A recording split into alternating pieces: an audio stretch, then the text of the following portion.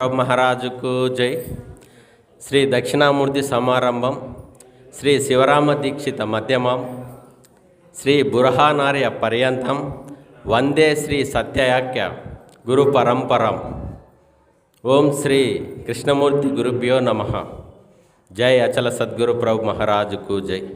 గురుర్ బ్రహ్మ గురుర్ విష్ణు గురుర్దేవో మహేశ్వర గురుర్ సాక్షాత్ పరబ్రహ్మ తస్మై శ్రీ గురవే నమః. ఈరోజు మన నాయనగారిది జన్మదినం సందర్భంగా మనము పూజా కార్యక్రమాలు, అందులో భాగంగా అన్నదాన కార్యక్రమం కూడా జరిగింది. ఎంతో వైభవంగా ఈ కార్యక్రమాన్ని భక్తులు దగ్గరుండి అన్ని సహాయ సహకారాలు అందివ్వడం వలన ఈ కార్యక్రమం దిగ్విజయం జరిగింది. అందులో భాగంగా ఈరోజు మన గురువులు మన గురువుగారు ఏ విధంగా శిష్యులకు బోధనల ద్వారా బోధించడం జరిగింది, గురువుగారి యొక్క విశిష్టత ఏంటి అన్నది చాలా మనకి చక్కగా బోధించడం జరిగింది. అదేవిధంగా నిన్న నేను అయ్యగారు మన భక్తులు కొద్దిమంది ఒక ఆశ్రమంకి, అంటే మెహిదీపట్నం దగ్గర ఉన్న ఒక ఆశ్రమంకి వెళ్ళడం జరిగింది. బాబూజీ ఆశ్రమం, బాబూజీ గురువు గారు కాళీమాత గురువు ఆశ్రమంకి వెళ్ళడం జరిగింది. అక్కడ ఆ గురుమాతని దర్శించడం అంటే చాలా అరుదు, అంటే దర్శనం దొరకడమే చాలా కష్టము. అలాంటిది మనకు ఆ గురువు గారు దర్శించడం కోసం టైం ఇవ్వడం జరిగింది. ఆ టైంలో కూడా మనతోటి ఒక హాఫ్ అన్ అవర్ వరకు గురువుగారితోటి మన భక్తులతోటి కూడా మాట్లాడడం జరిగింది. అప్పుడు ఆ గురువుగారు మన గురువుగారిని, మా ఆశ్రమంలో కూడా మీ ప్రవచనం వినాలని ఉంది, కాబట్టి మీరు మా ఆశ్రమంలో కూడా మీరు 2 మాటలు చెప్తే మేము వినాలని ఉంది అని చెప్పి ఆ గురువుగారు కోరడం జరిగింది. ఆ విధంగా నిన్న మన గురువుగారు కూడా గురువుగారి యొక్క విశిష్టత ఏమిటి అన్నది అక్కడ వివరించడం జరిగింది. ఆ గురువుగారు ఏమన్నారంటే, ఇప్పుడు రోజు ఎంతోమంది మనకి 3-4 రోజుల నుంచి కార్యక్రమాలు జరుగుతున్నాయి. ఆ కార్యక్రమాల్లో రోజు భాగవతం గురించి చెప్తూ ఉన్నారు, పారాయణం చేస్తూ ఉన్నారు. కానీ ఒక కొత్తదనం కావాలి అని వాళ్ళ గురువుగారే మన గురువుగారిని వాళ్ళ గురువుగారి రూపంలోనే ఇక్కడికి పంపించారు అని చెప్పడం జరిగింది.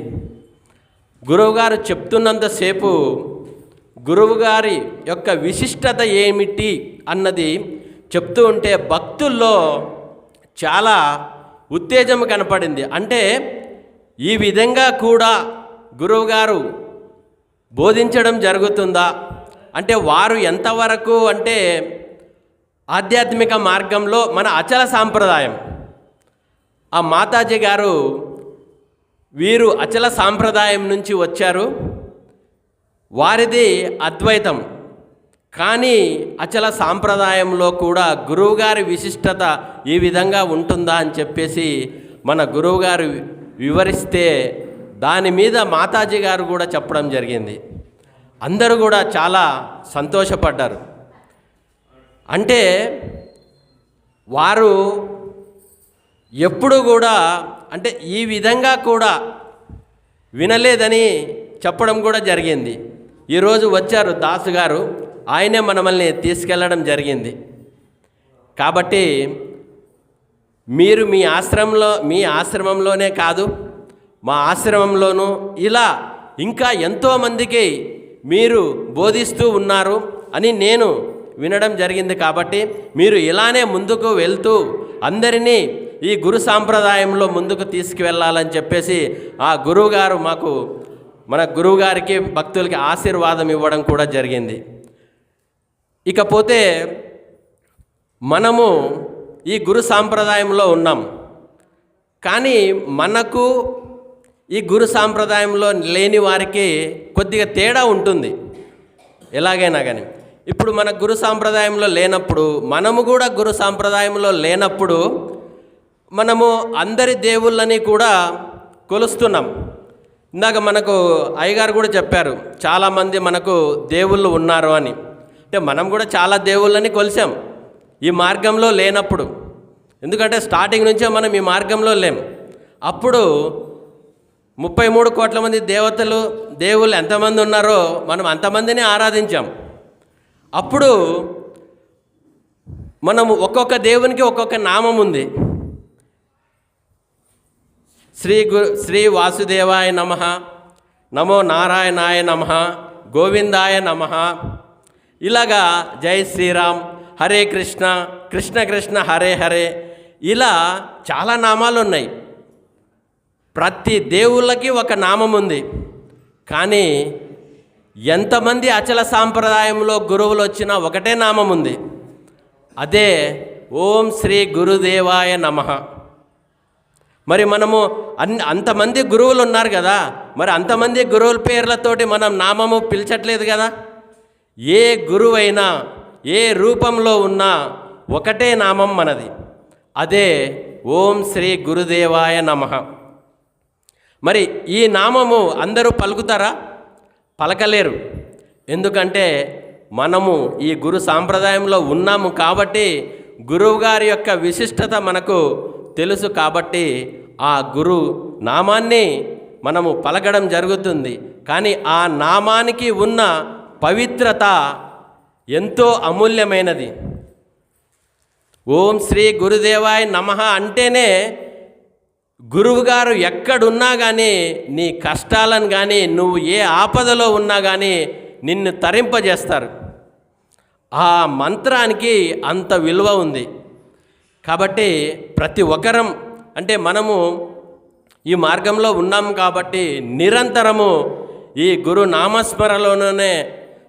నామస్మరణలోనే ఉంటూ అందరూ ఈ మార్గంలో, ఈ జ్ఞాన మార్గంలో పయనిస్తూ గురువుగారు మనకి ఏదైతే అందిస్తూ ఉన్నారో, గురువుగారు అంటేనే చీకటి లేనిది. చీకటి ఉందనుకోండి, వెలుగు వస్తూ ఉంటే చీకటి కనపడదు. ఆ విధంగా గురువుగారు మనతోటి వస్తుంటే మనలో ఉన్న అజ్ఞానం పారద్రోలి ఆ వెలుగుని ప్రసాదిస్తూనే ఉంటారు. మన వెంట వస్తూ ఉంటే మన వెంట వెలుగు వస్తూనే ఉంటుంది. అంటే అజ్ఞానము తొలగే జ్ఞానంలోనే వెళ్తూ ఉంటాం మనం.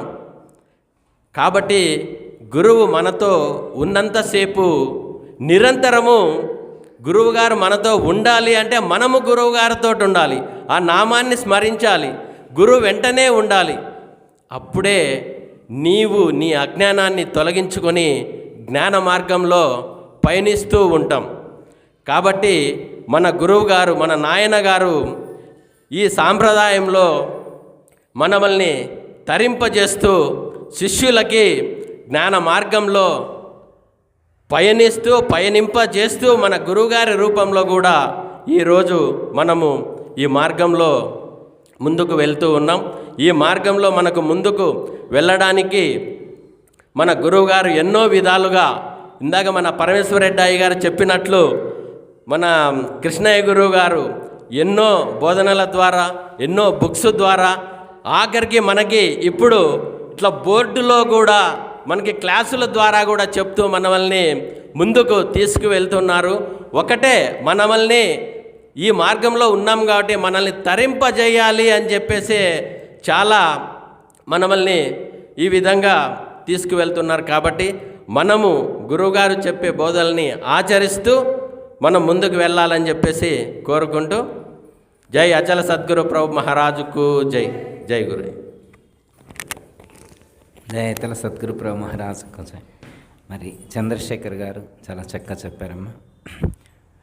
ఏమంటారంటే, మొదలు అచలము నెరిగించదా, తుదకెరుకను విడిపించదా, మదిలో నా మాట నమ్మి మరి వింటివేని చంచల బుద్ధి మన్ పదుకూరు నిన్ను చూసి ఫలి శభాష్ ఈ త్రోవ ఎదురు లేదనేటట్లు ఇదిగో నే చేసేదా.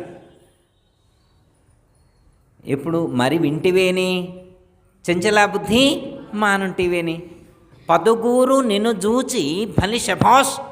బా, ఎంత మంచి మార్గంలో ప్రవేశించావురా నాయన అనేట్లుగా నేను తీర్చిదిద్దా అని చెప్పి గురువు శిష్యుడికి అభయం ఇస్తారు. నా బుద్ధికి సరిపడ్డది నీ బుద్ధే కానీ ఎన్ని నేర్పులగా నేను చీ బద్ధుల యా బుద్ధులు నా బుద్ధికి మెప్పురావు నా తండ్రి వినరా. శభాష్, నీ తండ్రి కనరా. ఈ బుద్ధి ఇక మానకు, ఏ బుద్ధి పోనాకు, ఏ బుద్ధి పోనేనా నీ బుద్ధి చెడిపోవు, మా తండ్రి వినరా. శభాష్, ఏ తండ్రి కనరా అని చెప్పినట్లుగా మన గురువు గారు అంత గొప్పగా మనకు శిక్షణ ఇచ్చారమ్మా. అందుకే మరి వారి వాక్యం ఎక్కడ ఎవరికి మనం అందించినా కానీ అది వారి వాక్యం కాబట్టి అది అమృత తుల్యంగానే ఉంటుంది.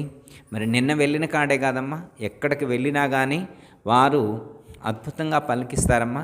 పలుకు వారిది, పలుకే పరమాత్మయాన్ని పలుకుచునుండు సద్గురుమూర్తి పలుకుచునుండు అని మనం పలుక నలవి కాని అంతే పరమార్థమును తెలిపి అని చెప్పుకున్నాం కదా. అంటే ఆ పలుకు పరమాత్మ స్వరూపం. మందే మన వసంత పంచమి అని సరస్వతీదేవి పూజ చేసుకున్నాం కదా. అంటే లౌకికంగా చేసేటువంటి సరస్వతి పూజ వేరు, జ్ఞానులు ఆరాధించేటువంటి సరస్వతి వేరు. జ్ఞానులు ఆరాధించేటువంటి సరస్వతి అమ్మ మనలోనే కొలువైంది, శక్తి రూపంగా మనలోనే ఉంది. ఆ శక్తిని మేల్కొల్పేటువంటి ప్రయత్నం చేసినప్పుడు అమ్మవారు వీణ వాయించితే పలుకుతారట. ఎప్పుడు పలుకుతారు? వీణ వాయించితే పలుకుతారు. మన శిరస్సే, మన వెన్నెముకే, అందులో ఉండేటువంటి ఇడా పింగళ సుషుమ్న 3 నాడులే ఆ వీణకు ఉన్నటువంటి తీగలు. అవి మీటితే మనకి తారకాయోగంలో చెప్పినటువంటి 50 అక్షరాలు ప్రతిధ్వనిస్తాయి. అది సూక్ష్మ శరీరంలో నుండి ఆ ఎనర్జీ స్థూల శరీరంలోకి జనరేట్ అయ్యి గ్లాండ్స్ అన్నీ కూడా మంచిగా పనిచేసి ఆరోగ్యంగా ఉండటానికి ఇవన్నీ పరమేశ్వర రెడ్డి గారికి సంబంధించినవి, వారు బాగా చెప్తారు. ఓకే అమ్మా. అంటే మన గురువు గారు అంత గొప్పగా మనకు ఆ జ్ఞానాన్ని ఇచ్చారు కాబట్టి అమ్మ, వారి యొక్క శక్తి కాబట్టి, వారి యొక్క వాక్కు కాబట్టి అది అంత అద్భుతంగా ఉంది. అందుకే నిన్న కూడా అక్కడికి వెళ్ళినప్పుడు కూడా అమ్మగారు కూడా చాలా మంచిగా మాట్లాడారు. అమ్మ అంటేనే ప్రేమ కదా, వారు నిస్వార్థంగా మంచి ప్రేమ ప్రపూర్ణంగా మాట్లాడారు. మనకి అమ్మగారు, అయ్యగారు వీళ్ళందరూ గుర్తొచ్చేట్లుగా అంత ప్రేమ చూపెట్టారు. చాలా సంతోషం అమ్మ. అట్లాగే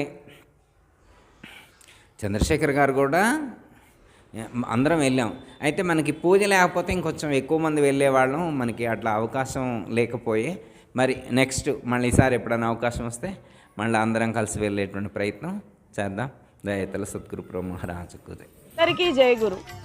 మరిన్ని ఆధ్యాత్మిక రహస్యాల కోసం అచల బోధ, ఆత్మబోధ, భగవద్గీత, అలాగే పండుగల్లో దాగిన అర్థాలు, అంతరార్థాల కోసం మరియు యోగము, ధ్యానము మొదలైన అనేక ఆధ్యాత్మిక తెలుగు ప్రవచనాల కోసం క్రింద ఉన్నటువంటి రెడ్ కలర్ సబ్స్క్రైబ్ బటన్ను క్లిక్ చేయండి.